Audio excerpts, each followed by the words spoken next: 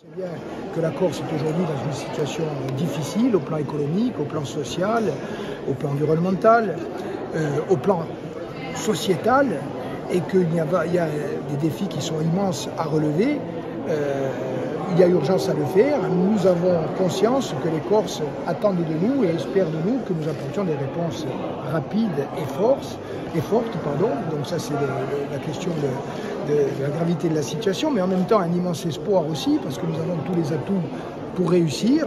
La détermination, parce que le mandat qui nous a été confié par le suffrage universel est clair. C'est bien sûr défendre les valeurs d'équité, de démocratie, de transparence, de probité, le projet, celui d'une Corse émancipée dans tous les domaines, la méthode, celle d'un élargissement le plus large possible à l'ensemble des forces nationalistes et des forces vives autour des principes clairs, et enfin les objectifs qui sont ceux de concrétiser notre projet. Tout cela a été validé massivement par les Corses, ça nous donne une légitimité, une force et une confiance importante.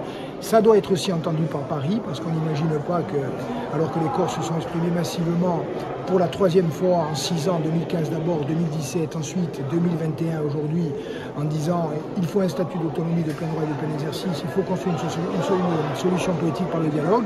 On n'imagine pas que l'État continue à fermer la porte et traite par le mépris 7 Corses sur 10 qui se sont clairement exprimés en faveur de ces options. Dans le rapport avec Paris, je pense que Paris doit très rapidement, dans les heures et dans les jours à venir, tirer les leçons du message envoyé par le suffrage universel et accepter enfin d'ouvrir une véritable négociation politique. Il y a des urgences économiques, il y a des urgences sociales, il y a des urgences environnementales, il y a des urgences sociétales, y compris avec le poids des logiques de bandes et de factions. Dans tous ces domaines, les Corses attendent des décisions fortes, des décisions rapides, des décisions efficaces.